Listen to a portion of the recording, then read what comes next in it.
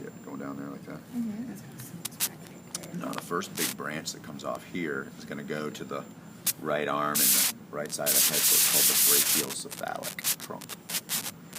Brachiocephalic trunk, and that's going to split in the cat to a left common carotid artery, which is going to go up through the left side of the brain, right common carotid artery, which is the right side of the brain, and the right subclavian artery, which is going to take blood out through the chest wall to the arm.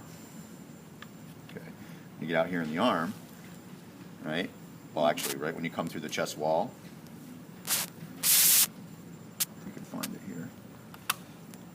It's going to be called the axillary artery, because remember the armpit is the axillary region, right? Okay. Axillary. Mm-hmm. And then once it gets out along the humerus, it's called the brachial artery. Okay. Now you would have veins out there as well, but they didn't get any blue dye. Okay. Now, so that's the head in the right arm. Feeding the left arm is going to be the left subclavian artery, but that gets its own branch off of the aorta. Okay. Okay, now there's a little bit of a difference between the cat and the human here. In the cat, the brachiocephalic gives rise to both left and right common carotids and the right subclavian, but in the human, this left common carotid is back here off of the aorta. So it would be as if this vessel was a branch off of the aorta itself, right? And then the left subclavian is its own branch. And the left subclavian follows out to the same axillary and brachial artery. Now that brachial artery goes through the elbow and splits and becomes a radial and an ulnar branch, but we won't find those on the cat. They're kind of tiny. Okay. So let's follow that aorta down here through the diaphragm. Let's throw the guts off that side, right? So here's the aorta coming through the diaphragm here. Once it penetrates the diaphragm, now it's called the abdominal aorta, and it will continue all the way down until the iliac region. But there's several branches that come off that are really important to us. Like this one, for example. This is called the celiac trunk. It's the first branch that comes right off the front of the aorta here. And that's going to bring blood to your small intestines, your spleen, your liver, and your stomach with various branches. Like, for example, that's the hepatic branch right there. This was the gastric branch that's broken. And then the rest of it goes to the spleen. It's called the splenic. No, it doesn't go to the small intestine. Sorry. Spleen, stomach, and liver. Right? Going to the small intestine is this superior mesenteric artery, which is the second major branch off of the aorta. That comes right off the aorta, goes and feeds all small intestine. Then we'll have a renal artery, right? Actually, a pair of them. Left and right renal arteries, which go to the kidney. And they're lateral branches. They go off to the side. When you come down here a little farther, you'd have some branches that go to the gonads, which you can't really see them. They're really tiny and they're very hard to see. Some of the cats, you can see them. But they would be going to, in this instance, the testes. So they'd head down that way, right? Because this is not a female, this is a male.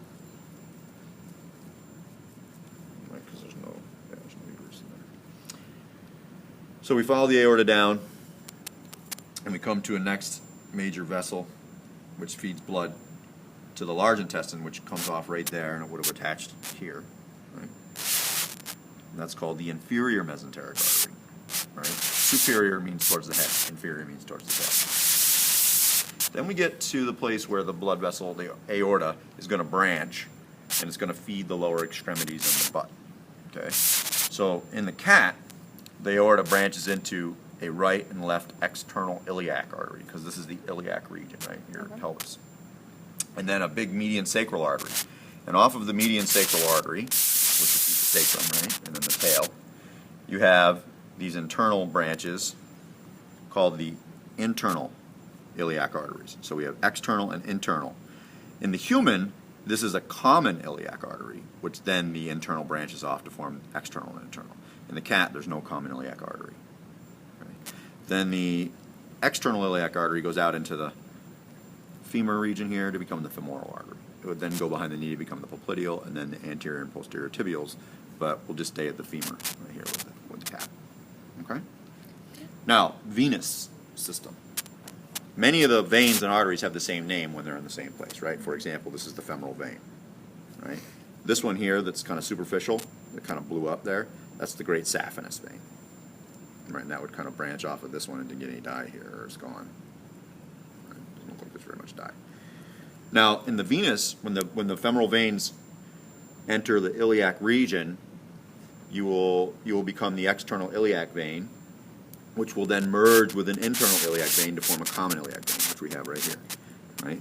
So here is the external iliac vein, there's the internal iliac vein merging to form a common iliac vein. And that's the same in the human, right?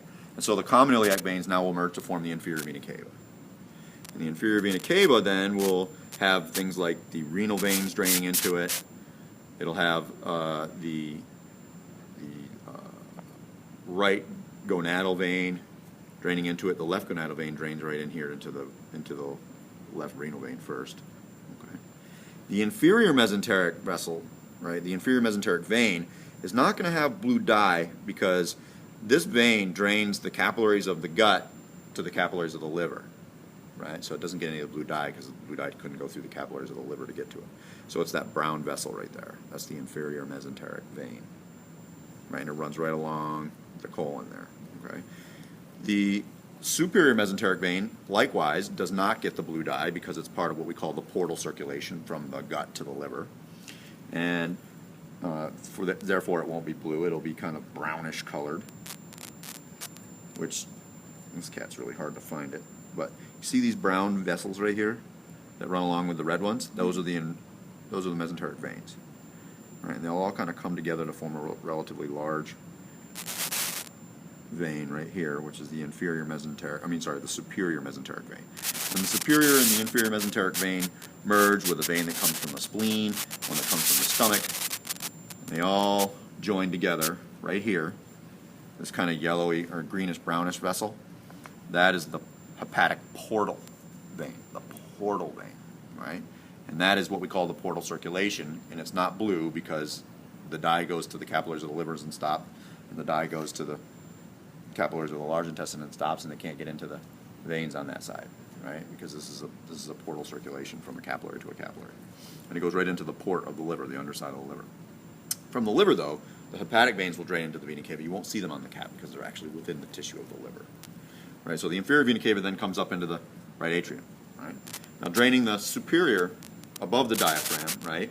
You have eventually the superior vena cava, but you have an ulnar and radial vein. You also have what's called a cephalic vein, right, which drains superficial circulation. The human has a cephalic and a basilic vein, which are superficial. Then you have the radial and ulnar and the brachial vein, which are deeper, right? They all drain eventually into the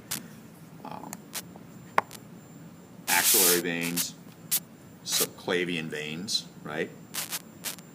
Then the jugulars are drained in the head, and then the jugulars unite with the subclavians to form the brachiocephalic veins, of which you have a left and a right. Remember, you only have one brachiocephalic artery, but you have a left and a right brachiocephalic vein, which unite to form the superior vena cava.